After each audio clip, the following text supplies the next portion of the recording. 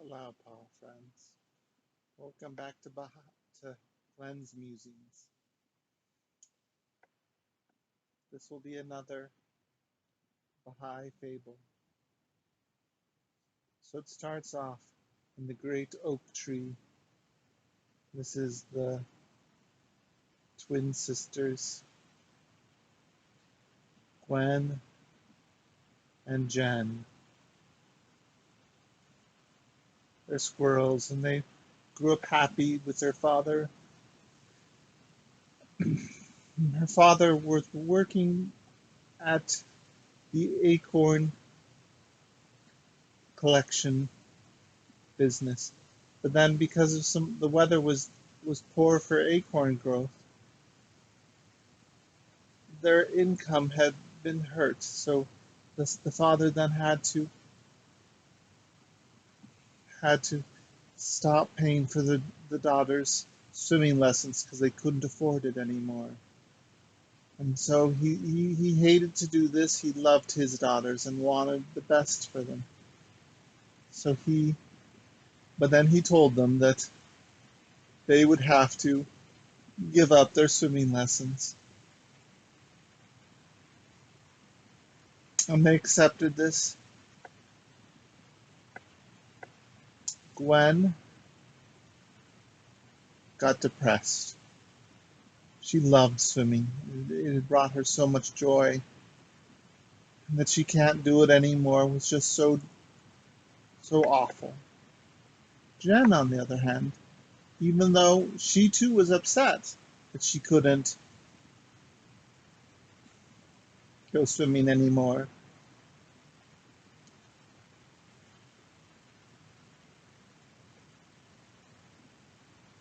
she was okay with it because she knew that getting upset about it would just cause a second issue.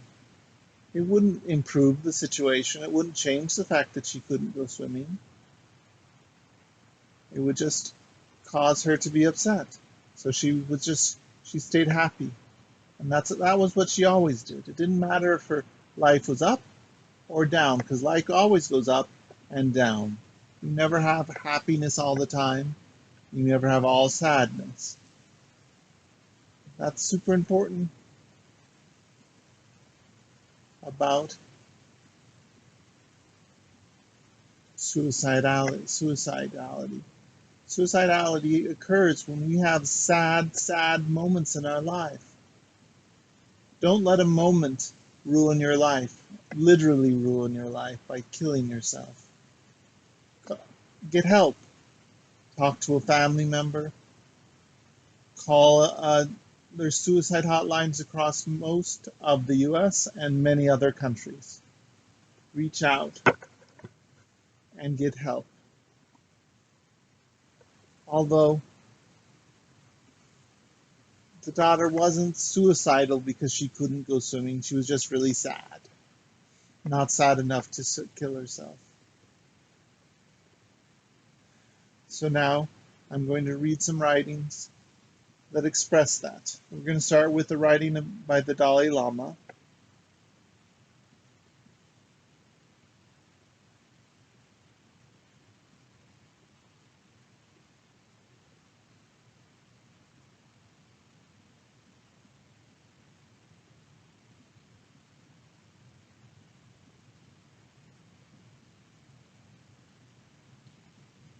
It is best not to get too excited or too depressed.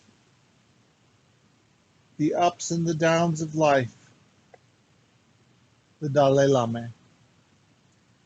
And now I'm also going to read the Bahai writing. The Bahai teachings points out a deepest wisdom in a different way. O son of man, shouldest prosperity befall you, rejoice not. Shouldest abasement come upon thee, grieve not, for both shall pass away with time and be no more. That is Baha'u'llah in the Hidden Words. So remember, that's both the Bahai writings and a Buddhist source, which is the Dalai Lama. He's a Buddhist, are telling you don't let depression or sadness or even anger take over you. You choose to allow those things into you.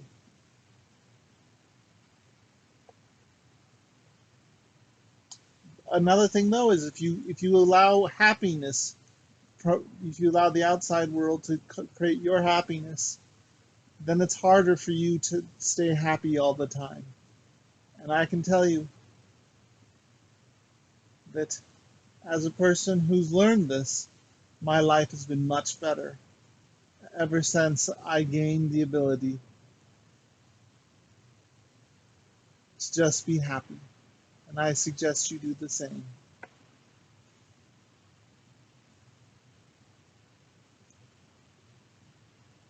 So I'm going to say a prayer, as I often do.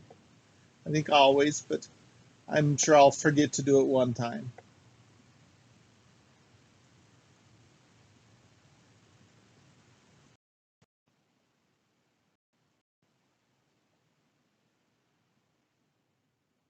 So I'm going to say a prayer on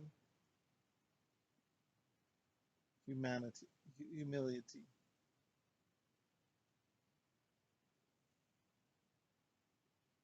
O God, thou hast cast the ever splendor and realities of men,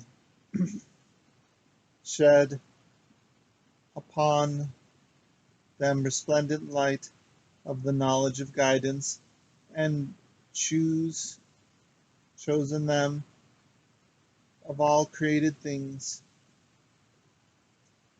This grace, this supreme grace, hath caused them to encompass to those who assess and disclose the mysteries of thy darkness, the invisible world. He verily showeth mercy towards who he willeth. O Lord, happy thy loved ones, and acquire science and arts to travel the secrets that are treasured up. Make them the ensigns of guidance to all creatures, and piercing rays to the kingdom of the first. Make thy guidance unto the runners of kingdom. Thou verily art powerful, potent, the defender, and mighty, the most generous. This prayer was by Abdul Baha. Thanks for sticking with me till the end. I wish you the best.